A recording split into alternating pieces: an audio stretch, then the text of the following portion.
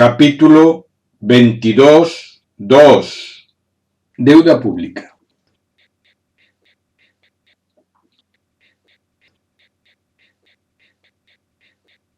Una deuda es una obligación que se contrae de pagar una cantidad de dinero. La deuda puede tener su origen en un préstamo, una obra, un servicio, etc. Por lo tanto, la deuda pública es la obligación que contrae el Estado de pagar una cantidad de dinero.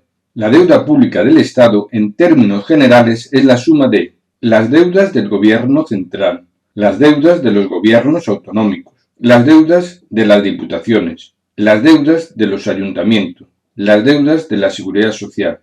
Por lo tanto, podemos decir que la deuda pública es la deuda total del Estado, o si se prefiere, la suma total de las deudas que tiene que pagar el Estado.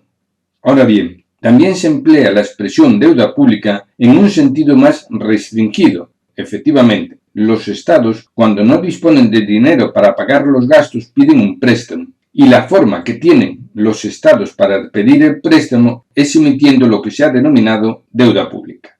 En este sentido, la deuda pública son títulos valor, es decir, documentos que emite el Estado, en virtud del cual el Estado se compromete a pagar a su poseedor unos intereses anualmente y al final del plazo estipulado devolver el capital prestado. Lógicamente, para poder poseer un título valor, es decir, deuda pública, hay que adquirirlo y para ello es necesario depositar el importe estipulado. Y de esta forma el Estado recibe un préstamo por el importe estipulado. Préstamo por el cual el Estado debe pagar unos intereses anualmente y al final del plazo establecido devolver íntegro el importe recibido. Por lo tanto, al hablar de deuda pública nos podemos referir tanto a las deudas del Estado, es decir, el dinero que tiene que pagar el Estado, como al préstamo solicitado por el Estado con la emisión de deuda pública, es decir, el préstamo solicitado con la emisión de títulos valores. Deuda pública a corto, medio y largo plazo. Desde el punto de vista económico y político, tiene mucha importancia la duración del préstamo, y en este sentido se suele hablar de deuda a corto plazo. Se denomina deuda a corto plazo cuando el vencimiento de la deuda no es superior a un año. En España, las emisiones de deuda a corto plazo se hace mediante letra del Tesoro. Deuda a medio plazo. Se denomina deuda a medio plazo cuando el vencimiento de la deuda está entre 2 y 5 años aproximadamente. En España, las emisiones de deuda a medio plazo se hacen mediante los bonos del Estado. Deuda a largo plazo. Se denomina deuda a largo plazo cuando el vencimiento de la deuda está entre los 10, 20 o 30 años. En España, las emisiones de deuda a largo plazo se hacen mediante obligaciones del Estado. ¿Emitir deuda pública es bueno o malo para el pueblo? Emitir deuda pública nunca es bueno para el pueblo, por mucho que digan algunos gurús de la economía, promocionados por los políticos que tenemos, de que la deuda pública no es mala. Efectivamente, toda deuda pública implica pagar el capital prestado al final del plazo y pagar unos intereses cada año durante todo el plazo de la deuda. La mejor prueba de acreditar que esto es así es con un simple ejemplo. Supongamos que el pueblo adquiere un producto que vale 100 euros y lo paga con un préstamo a un interés del 10%. El resultado de esta operación es: el pueblo paga por un producto que vale 100 euros, 110 euros. Es decir, le sale 10 euros más caro. Y es el prestamista quien gana los 10 euros. Llegados a este punto, uno se pregunta de qué lado están nuestros políticos cuando deudan al pueblo. Pues no es el pueblo quien se beneficia con la deuda pública, sino los prestamistas. Es decir, los ricos, como dirían los políticos. Ahora bien, dicho esto, emitir deuda pública no tiene que ser necesariamente malo, si se hace para la realización de una inversión concreta y necesaria, y una vez realizada la inversión, con los beneficios que se obtienen gracias a la inversión realizada, se paga el capital más los intereses. Por ejemplo, una ciudad, debido a la sequía, tiene problemas de abastecimiento de agua, con lo cual surtir a la ciudad en verano sale muy caro y el agua es de mala calidad. Se solicita un préstamo para realizar infraestructuras de abastecimiento de agua, de forma que una vez realizada la obra hay agua suficiente para abastecer a la ciudad y a menor costo. Con los beneficios que se obtienen del agua, en 5 años se paga el importe de la obra más los intereses, es decir, se paga el préstamo más los intereses. Dicho esto, no nos debemos dejar engañar por los políticos, pues como veremos, los políticos siempre tienen causas más que justificadas para emitir deuda pública. Aquí debemos recordar las cuentas de la vieja. No se puede gastar más de lo que se ingresa, teniendo en cuenta los ingresos, distribuir los gastos según prioridades y siempre ahorrar algún dinero para afrontar futuras necesidades. Con la de impuestos que se pagan, ¿cómo es posible que no exista un fondo de provisión, que sería lo lógico y evitaría que el pueblo esté pagando en intereses miles de millones de euros al año? Según información que salió en la prensa, en el año 2017 los españoles han pagado en concepto de intereses de la deuda pública 32.000 millones de euros.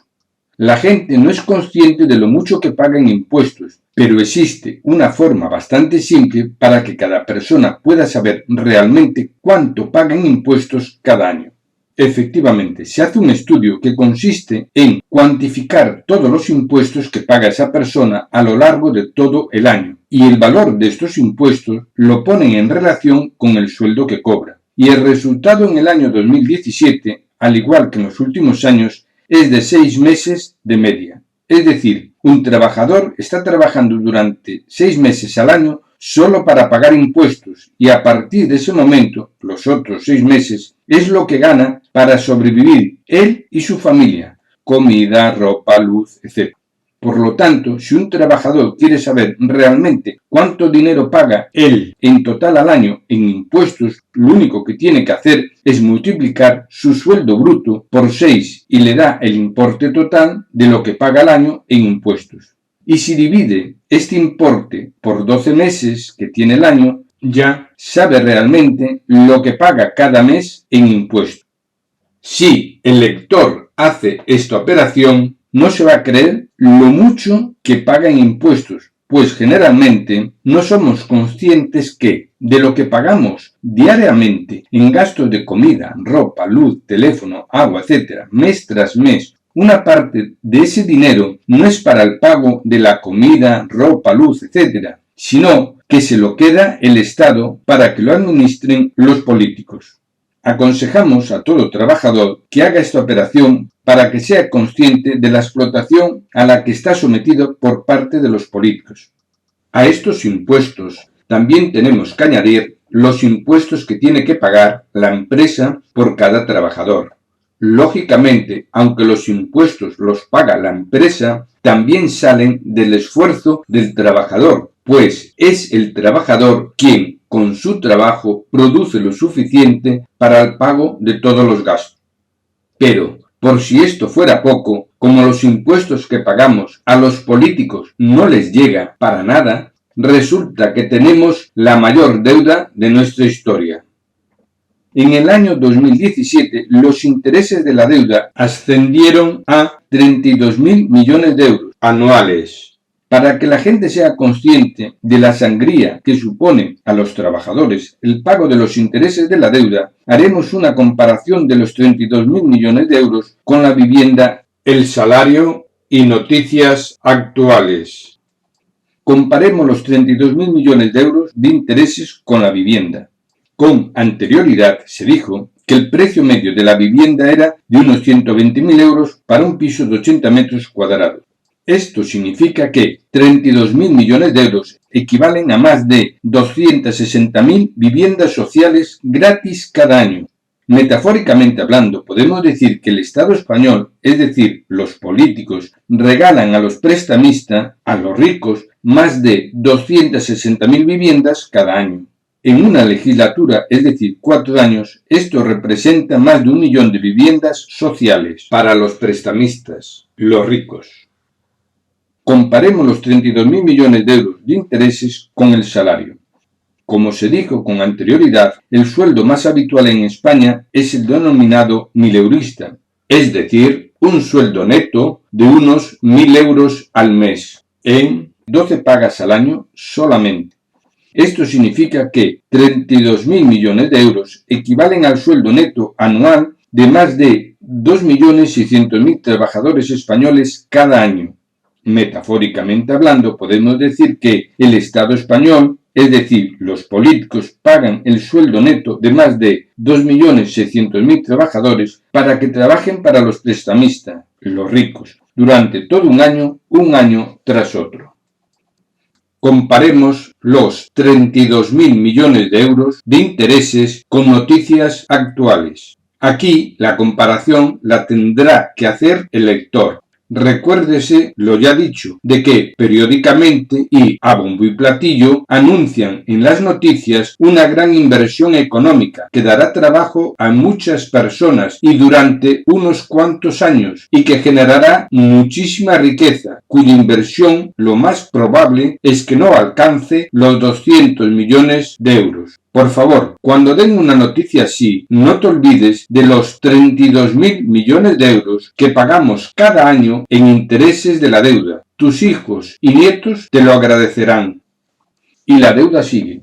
Ya se ha publicado en la prensa que la deuda pública de España asciende a más de 1 billón de euros, agosto de 2018, para que después digan los políticos que defienden al pueblo, cuando no hacen otra cosa que endeudar al pueblo y pagar miles de millones de euros a los prestamistas, a los ricos. Sinceramente, la emisión de deuda pública que no sea estrictamente necesaria debería ser motivo para condenar a los políticos por estafa al pueblo.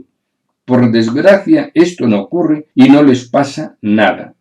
Además, para mayor escarnio, el pueblo tiene que contemplar cómo los políticos que han endeudado al país hasta la miseria viven tan bien o mejor que los ricos.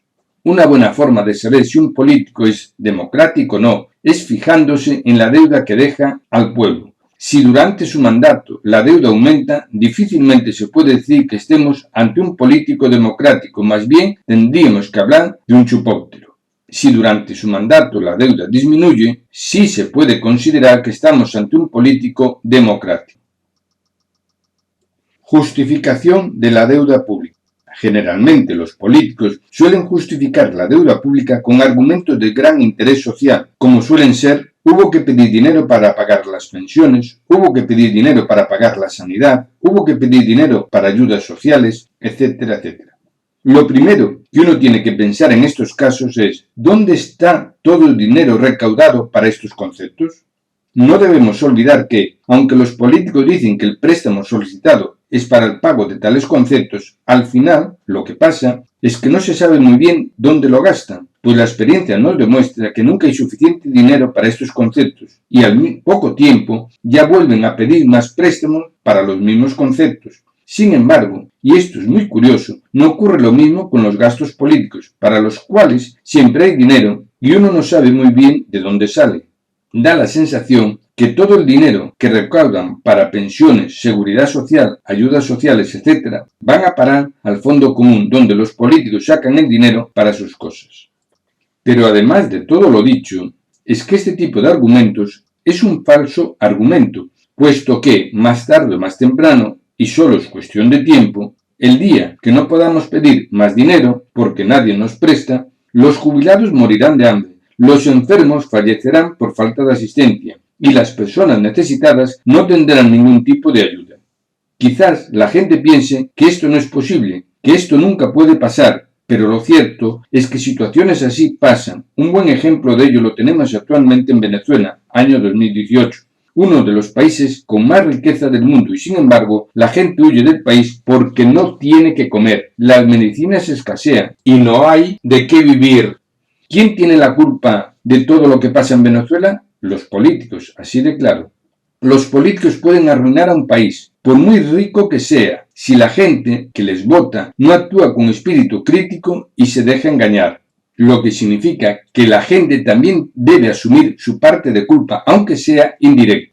No se puede gastar más de lo que se ingresa, y esto todo el mundo lo sabe, así que no te engañes a ti mismo. Los políticos nunca dan nada, y esto todo el mundo lo sabe. Todo cuanto dan los políticos sale de los trabajadores, así de claro. Y si dejas que los políticos gasten más de lo que se ingresa, al final la ruina es para el pueblo y no para los políticos que suelen tener a buen recaudo sus ganancias. Y si todo el mundo sabe que no se puede gastar más de lo que se ingresa, los políticos también lo saben. Por lo tanto, si los políticos actúan así, es con pleno conocimiento de causa y saben muy bien lo que hacen. Los jubilados, los enfermos y las personas necesitadas son la justificación que ellos utilizan para sacarle al pueblo más y más dinero, así de claro. Nunca hay dinero para gastos esenciales. Los políticos, para justificar la falta de dinero y los préstamos que piden, siempre emplean la misma táctica. Es para pagar las pensiones, es para pagar la sanidad, es para pagar las medicinas, es para pagar, y aquí podemos poner cualquier necesidad esencial. Nunca es para pagar viajes de alcaldes y concejales por España y el extranjero. Nunca es para pagar los 20 gobiernos que existen, uno central, 17 autonómicos y las ciudades autónomas de Ceuta y Melilla. Nunca es para pagar 20 parlamentos, uno central, 17 autonómicos y las ciudades autonómicas de Ceuta y Melilla. Nunca es para pagar los llamados consulados autonómicos en el extranjero. Nunca es para pagar todo tipo de malgasto político. Es decir, para pagar los gastos políticos nunca hay que pedir préstamo. No es necesario, porque para pagar los gastos políticos siempre hay dinero. Es más, para estos gastos sobra dinero. Es este uno de los comportamientos políticos que mejor reflejan la clase de persona que son y lo poco que les importa el pueblo. Los políticos siempre justifican los préstamos que piden diciendo que es para gastos esenciales. Por lo tanto, cuanto más acuciante sea la necesidad, mejor que mejor. Por ello, los políticos son capaces de dejar de pagar las pensiones, paralizar la sanidad pública por falta de medios y dejar a la gente sin medicinas. Les da igual las consecuencias que pueda tener en la gente. Aunque se muera la gente, lo único que les importa es justificar los préstamos que piden y la subida de impuestos que siempre realiza. Eso sí, seguirán manteniendo el despilfarro político, amparado en el adoctrinamiento y en el enfrentamiento de unos ciudadanos con otros, con el cuento de que ellos son los que defienden nuestros intereses. En vez de recortar en las jubilaciones, en hospitales, asistencia social y demás servicios necesarios, lo lógico sería que los políticos, que no nos dejan de decir que ellos están al servicio del pueblo, empezaran por ellos mismos. Efectivamente, además del despilfarro que generan los políticos, el número de políticos que tiene España es en sí mismo un auténtico despilfarro. Para empezar, el número total y concreto de políticos que viven a cuenta de los trabajadores españoles ni se sabe. Y no se sabe debido a la opacidad que existe sobre esta materia, lo que significa que cualquier estudio al respecto exige un estudio pormenorizado de todas las administraciones públicas y entidades públicas, que no es el objeto y desborda la capacidad de este libro. No obstante, es interesante resaltar algunos datos que circulan por Internet o noticias aparecidas en la prensa sobre este tema. Así, por ejemplo, casi toda la prensa se queja de que no existe información clara sobre este tema, ni a los políticos les interesa que se sepa. En Internet, los datos que aparecen van de 76.000 a 450.000 políticos que viven a cuenta de los trabajadores. Año 2018. A la vista de estos datos, lo primero que se preguntará al lector a qué se debe esta disparidad de criterios, y lo cierto es que la explicación es bastante simple. Pero antes de dar una explicación, debemos dejar constancia de que partimos de la base de que tanto los datos que constan en Internet como los datos que da la prensa son en términos generales correctos. Pasemos ahora a la explicación de estas cifras. Políticos elegidos por el pueblo, 76.000. Por lo tanto, cuando se indica que en España el número total de políticos es de 76.000, es correcto, pero se refiere únicamente a los políticos que son elegidos para representarnos. Políticos designados para realizar actividades públicas, 63.000. Aquí se comprende a todos aquellos políticos que son designados por los políticos electos para realizar actividades públicas, cargos de confianza, asesores, embajadas autonómicas, defensores del pueblo y del menor, entidades estatales, etc. Lógicamente, al decir políticos designados, nos estamos refiriendo a lo que la gente comúnmente denomina designados a dedo.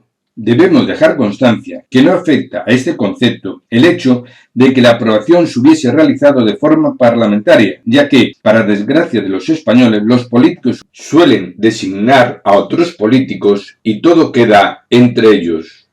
La suma de los políticos electos, 76.000, más los políticos designados, 63.000, nos da un total de 139.000 políticos que viven a cuenta de los trabajadores.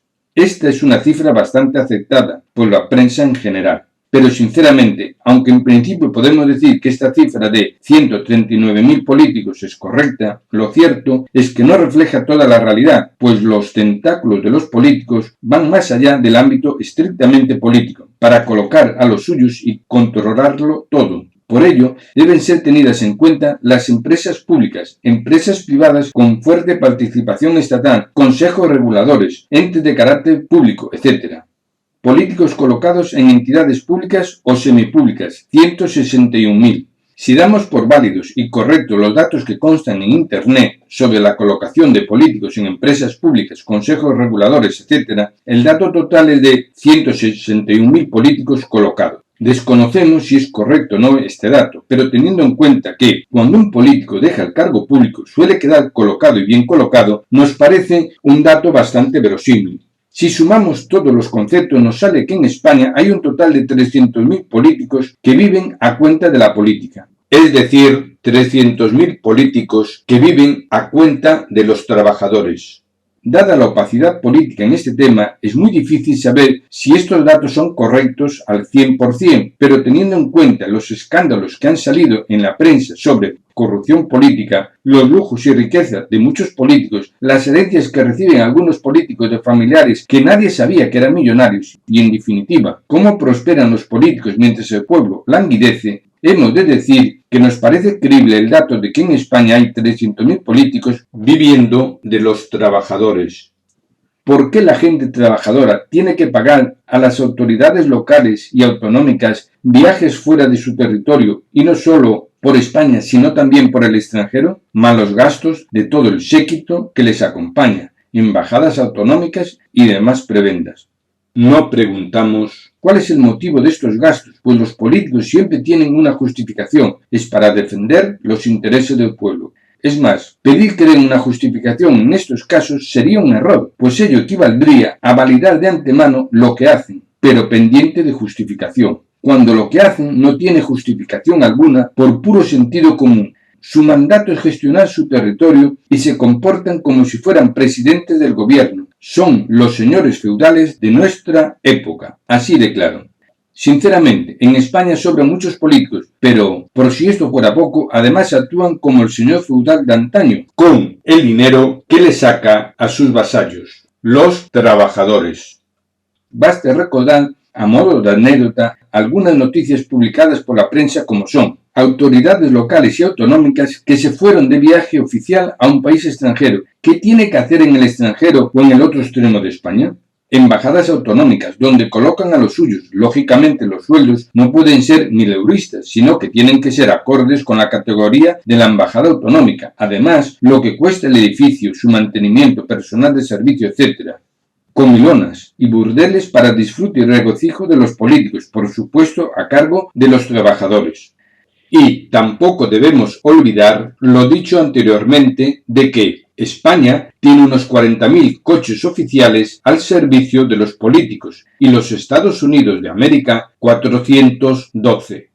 Sería muy interesante poder decir con exactitud la suma total del importe de los sueldos, dietas y demás emolumentos que reciben todos los políticos. La gente quedaría más que sorprendida del costo económico que supone mantener a tanto político en nómina, ni se lo imagina. Con la intención de despertar un poco la imaginación de la gente para que reflexione, haremos con carácter orientativo y didáctico el siguiente planteamiento. El sueldo de un funcionario de carrera del más alto nivel es de 40.600 euros brutos al año 2018. Esto nos da un sueldo mensual de 12 pagas más 2 extras, de 2.900 euros brutos al mes. Como desconocemos el sueldo medio de los políticos, le vamos a asignar a los políticos como sueldo medio el que corresponde a los funcionarios de máximo nivel, es decir, 2.900 euros brutos al mes. Los políticos no van a ser menos. Si a los 300.000 políticos que viven de la política le aplicamos un sueldo mensual de 2.900 euros brutos, nos da un gasto total de más de 12.000 millones de euros al año, cada año, dinero que sale de los trabajadores. En una legislatura, 4 años, son 48.000 millones de euros. A estos 48.000 millones de euros hay que añadir 1. Dietas y demás emolumentos que reciben muchos políticos. Y 2. Los gastos que generan muchos de estos políticos como consecuencia de los servicios que utilizan y de las actividades que hacen. Coches oficiales, mantenimiento, conductor, gasolina, etc. Pago de los viajes, instancias, invitaciones oficiales, etcétera, etcétera.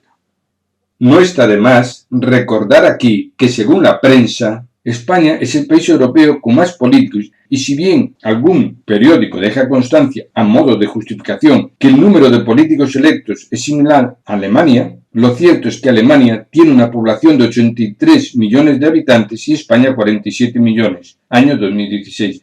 Esto significa que España, en relación con su población, tiene un 43% más de políticos electos que Alemania. Y estamos hablando únicamente de políticos electos. En resumen, y esto es algo que la gente debe tener muy claro, la deuda pública que tiene España es el resultado de una mala gestión política, realizada por políticos chupópteros y no debido a los jubilados, enfermos y personas necesitadas. Y si la gente sigue las directrices de los políticos y se limita a echar la culpa de todo al contrario, al final terminará dividida y enfrentándose entre sí y mientras tanto los políticos viviendo como quieren. ¿Cuántas veces habrá que decir que la ideología tiene que estar al servicio de los ciudadanos y no como la utilizan los políticos que ponen a los ciudadanos al servicio de su ideología? Y su ideología no es de derechas ni de izquierdas, es su ideología. Por todo lo dicho, es importante que los trabajadores, para no dejarse empobrecer por los políticos, tengan presente en todo momento lo siguiente. Aunque los trabajadores tengan ideas políticas diferentes, todos están en el mismo bando, todos trabajan para vivir, todos quieren lo mejor para él y su familia, todos pagan los mismos impuestos, todos tienen los mismos problemas, todo igual. Para darnos cuenta de que ello es así, solo tenemos que fijarnos en nuestro entorno laboral, donde todos los compañeros de trabajo tienen los mismos problemas y sin embargo pueden tener ideologías políticas opuestas. Esto es democracia. Deuda pública igual a estafa al pueblo.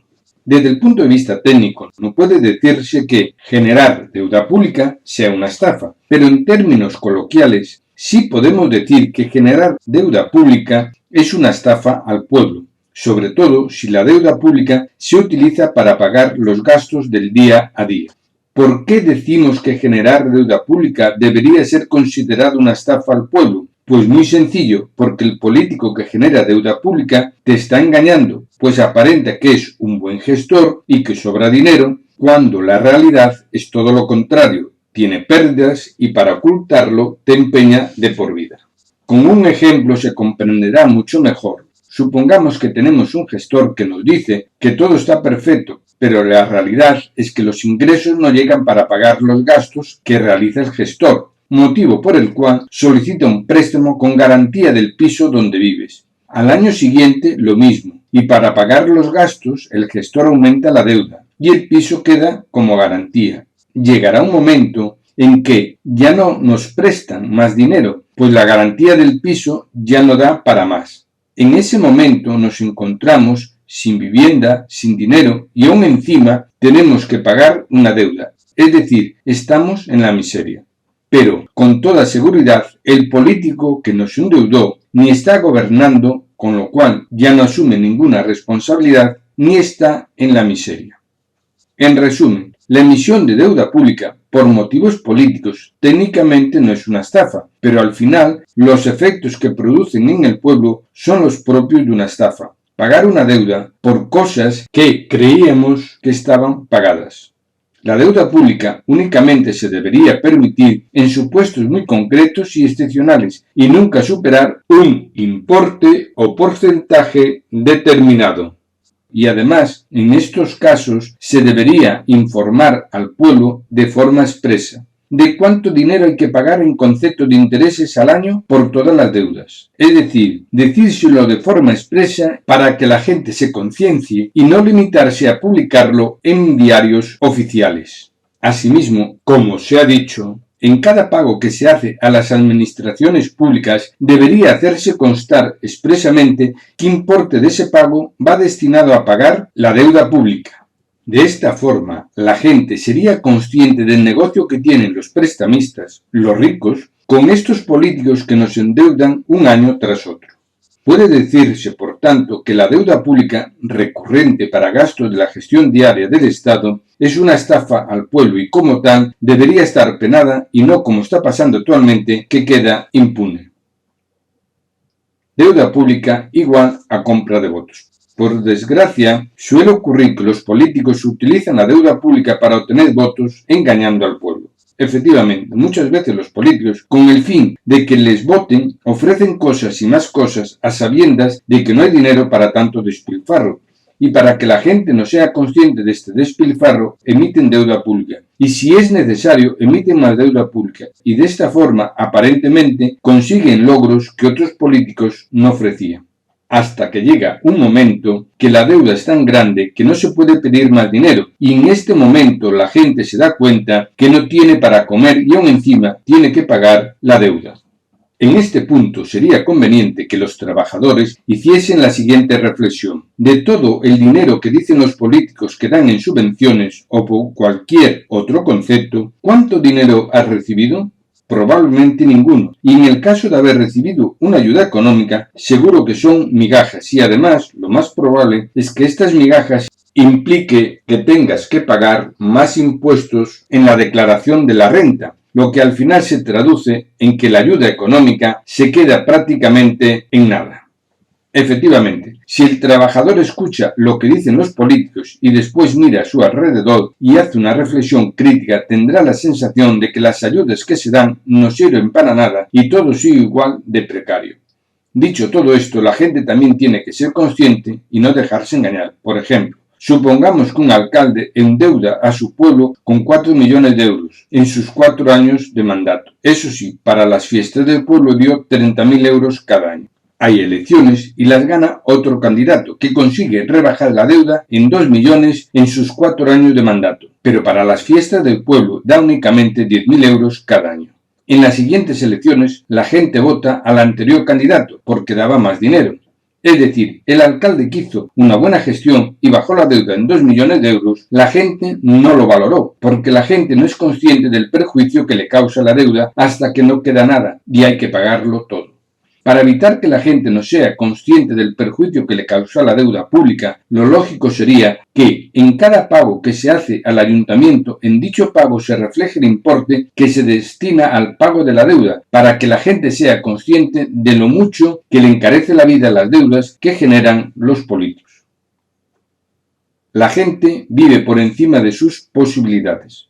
La desfachatez de los políticos no tiene límites, como lo demuestra el hecho de que, cuando se destapó la gran crisis económica de España en el año 2008, cajas de ahorro, preferentes, etc., en la cual muchos trabajadores perdieron parte de su poder adquisitivo para poder continuar trabajando y otros muchos perdieron hasta su empleo por el cierre de las empresas, y todo ello como consecuencia de una nefasta gestión política, los políticos, en vez de reconocer su mala gestión, se dedicaron a pregonar de forma extraoficial, es decir, sin decirlo abiertamente, pero que la gente se enterase, que la culpa era de los trabajadores que vivían por encima de sus posibilidades. Lógicamente, puede haber un trabajador que vive por encima de sus posibilidades, pero eso es su problema, que no repercute en los demás trabajadores. Pero la gran mayoría de los trabajadores, por no decir todos, se ajustan a lo que ganan y no viven por encima de sus posibilidades. No les quede otro remedio. Son los políticos los que endeudan al pueblo mientras ellos se enriquecen porque saben que a ellos ya no les afecta la deuda que hay que pagar. Aquí tenemos que decir que los políticos no viven por encima de sus posibilidades. Al contrario, con el dinero que tienen, ellos podrían gastar mucho más. Y si no lo hacen, es porque son tan considerados que procuran disimular y ocultar todo lo que pueden su riqueza. La riqueza de un país es la gestión política. La riqueza de un país no reside en sus riquezas materiales, sino en una buena gestión política, riqueza inmaterial. Una buena prueba de ello son algunos países de Iberoamérica o África, que están llenos de riquezas materiales y el pueblo vive en la miseria. Sin embargo, países carentes de riquezas materiales con una buena gestión política alcanzan niveles de vida muy elevados. Es por ello que a lo largo de este libro siempre mantenemos las mismas consignas. 1. La verdadera democracia es la que refleja la voluntad mayoritaria del pueblo y defiende los intereses de la mayoría del pueblo. y no una suma de minorías dispares y opuestas cuyo único nexo común es oponerse a la mayoría en defensa de sus intereses particulares, que ni siquiera se corresponden con los intereses de las minorías, sino con los intereses de sus dirigentes. 2. Los políticos tienen que estar al servicio del pueblo y no el pueblo al servicio de los políticos. De ahí que cuantos menos políticos, mejor, para evitar que los políticos puedan controlar al pueblo. 3. Las ideologías tienen que estar al servicio del pueblo y no el pueblo al servicio de las ideologías políticas. 4. La unión hace la fuerza. Un pueblo unido es un pueblo fuerte y un pueblo dividido es débil y manipulable. 5. Si los políticos dividen al pueblo, los políticos controlan al pueblo. Si el pueblo está unido, el pueblo controlará a los políticos. 6. Una buena gestión es esencial en cualquier ideología política y no al revés. Es decir, la ideología política no hace buena la gestión. 7. De lo que pasa en un país, bueno o malo, los responsables son los ciudadanos de ese país y no le eches la culpa a los americanos ni a los rusos. Consideramos que con lo expuesto queda suficientemente reflejado la importancia de una buena gestión política. Ricos y pobres. Los políticos chupóuteros siempre justifican la pobreza en la existencia de los ricos y la solución para acabar con la pobreza siempre es la misma. Hay que sacar el dinero a los ricos para dárselo a los pobres. Al final, todos pobres menos él. Para no dejarse engañar por los chupóuteros, es muy importante desmentir un par de creencias que nada tienen que ver con la realidad. Primera creencia, pensar que existen pobres porque hay ricos. O dicho en otros términos, los ricos se quedan con el dinero de los pobres. Esto es falso, completamente falso. La pobreza siempre es el fruto de una mala gestión política. Segunda creencia, pensar que la riqueza reside en bienes concretos. Si la riqueza residiera en bienes concretos, cuanto más bienes tenga una persona, menos bienes tendrán los demás. Pero la riqueza no reside en bienes concretos, sino que es el resultado de la elaboración de productos para satisfacer las necesidades humanas. Por ejemplo, una isla que no disponga de riqueza material, pero tiene un buen clima, con una buena gestión política, puede vivir del turismo. Una isla sin riquezas materiales ni buen clima, con una buena educación y formación informática, pueden ser punteros en crear videojuegos. Y, como dice el refrán, dinero llama dinero, es decir, la creación de riqueza genera más riqueza a su alrededor. Por ejemplo, volviendo a la isla turística, que gracias a la llegada de gente son rentables otros productos como pueden ser viajes en barco por la costa, senderismo, parques acuáticos, buceo, etc. Pero para que todo esto funcione y sea rentable es necesaria una buena gestión política que dé seguridad y permita el desarrollo económico de la isla. Sin embargo, una mala gestión política siempre acarrea pobreza y desigualdad social. Volvamos con el ejemplo de la isla con buen sol y mejores playas, en la cual la inseguridad ciudadana es total. A una isla así no van los turistas. Supongamos que una empresa turística llega a un acuerdo con el gobernante de turno y crea un complejo turístico cerrado por seguridad. Esta empresa da parte de los beneficios al Estado gobernante de turno. En este caso, no se crea riqueza, se enriquece la empresa y el gobernante de turno, nada más. Pero la culpa de la pobreza del pueblo no es de la empresa, sino del gobernante de turno que no proporciona seguridad y hace una mala gestión. A los políticos ya les va bien que la gente se crea que la culpa es de la empresa, los ricos, pues así nadie le culpa de su mala gestión. Un buen ejemplo de cuanto se dice puede ser lo que le ha pasado a algunas empresas que han invertido en Hispanoamérica, que cuando empezaron a ganar dinero los políticos las acusaban de quedarse con la riqueza del pueblo, dando a entender que la pobreza del pueblo era culpa de las empresas y las expropiaron, con lo cual dichos países siguen estancados en la miseria y los políticos suelen ser los más ricos del lugar. Por último, para que no haya dudas de que la riqueza no reside en el objeto, sino en la utilidad que le damos, expondremos dos ejemplos. Primero, puede decirse que el terreno es un bien limitado, pues si uno tiene más terreno, otros tienen que tener menos terreno. Así, en la mentada isla turística, si una persona compra 2.000 metros cuadrados de terreno, esto significa que el vendedor ya no tiene los 2.000 metros cuadrados de terreno. Ahora bien, si el comprador edifica un rascacielos de 100 plantas, sus 2.000 metros cuadrados se transforman en 200.000 metros cuadrados, con lo cual aumenta la superficie disponible y en consecuencia el valor del terreno. Es decir, la riqueza no reside en el objeto, sino en la utilidad que le damos. Segundo, disponemos de un terreno desértico, con mucho sol y calor, pero nada de agua. Puede decirse que ese terreno no tiene valor alguno. Ahora bien, si conseguimos disponer en ese terreno de agua abundante y económica, se puede conseguir varias cosechas al año, con lo cual una zona sin valor se transforma en productiva y valiosa. Es por ello que la riqueza o pobreza de un país no reside en sus riquezas materiales, sino en la buena o mala gestión política. Inflación. Es interesante decir aquí cuál es la etimología de la palabra inflación, que procede del latín inflatio, inflar. Por lo tanto, inflación significa acción y efecto de inflar. Expuesto el significado etimológico de inflación, pasemos ahora a su desarrollo. En economía se suele decir que la inflación es el aumento generalizado del valor de los productos, pero esta definición correcta desde el punto de vista económico no es el enfoque que aquí interesa. En este libro, que trata de la democracia, nos interesa únicamente la inflación que tiene su origen en la mala gestión política, es decir, la inflación que generan los políticos como consecuencia de una mala praxis democrática. Y, desde este punto de vista, podemos decir que la inflación es la depreciación del valor del dinero por una mala gestión política.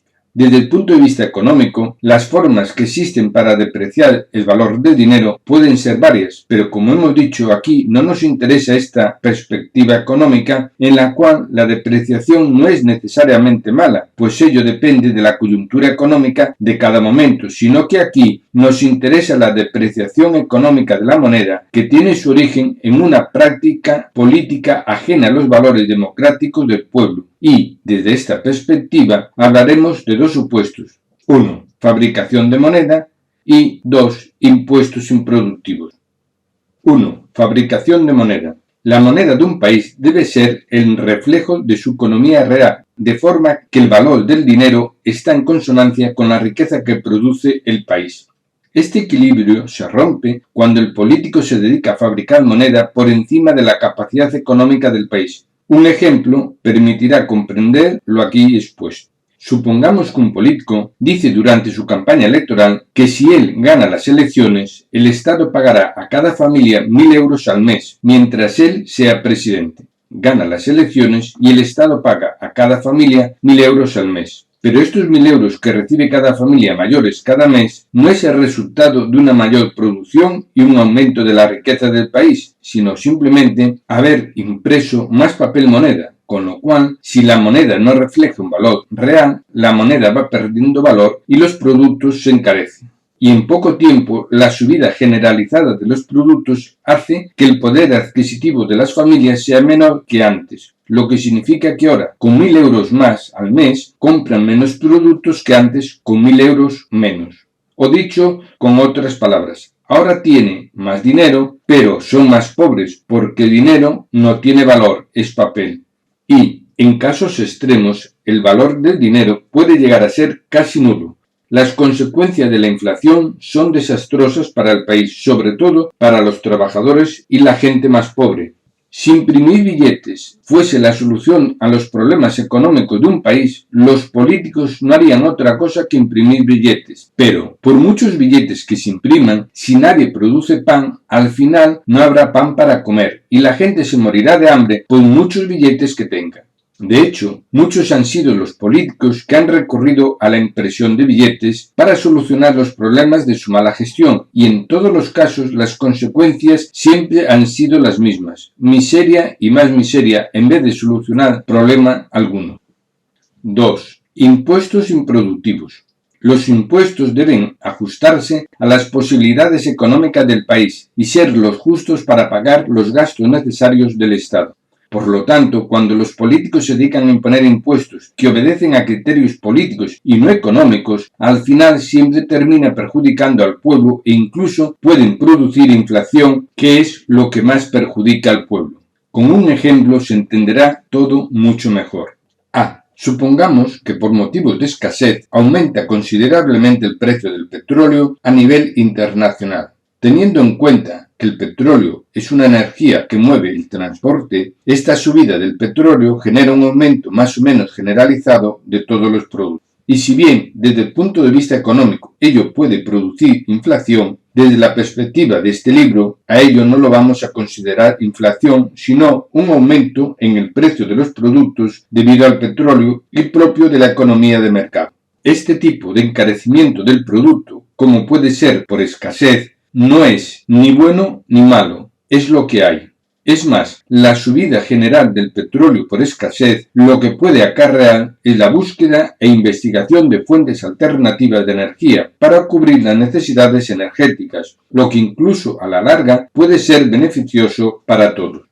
B. Supongamos que en un país determinado, como a los políticos nunca les llega el dinero, deciden poner un impuesto al petróleo para recaudar más. Y como era de esperar, esta subida del petróleo genera una subida más o menos generalizada de los demás productos, sobre todo los de primera necesidad, la comida, por ejemplo.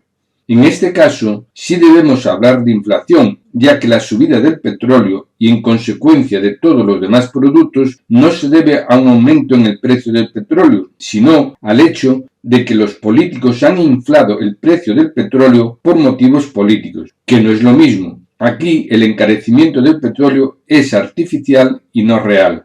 La primera consecuencia de esta inflación generada por los políticos es la pérdida de poder adquisitivo del pueblo, que, aunque perjudica al pueblo, no es lo peor que le puede pasar. Efectivamente, teniendo en cuenta que la economía es global, ello significa que si los productos que fabrica el país salen más caros que en otros países, al final se termina perdiendo mercado y si no se vende, cierran empresas, aumenta el paro y a más paro la situación de los trabajadores es más precaria y en definitiva se crean situaciones de miseria que mucha gente ni se lo imaginaba. Lo curioso es que estas situaciones de crisis inflacionista a los ricos, como dicen los políticos, no les perjudica tanto, incluso le puede beneficiar.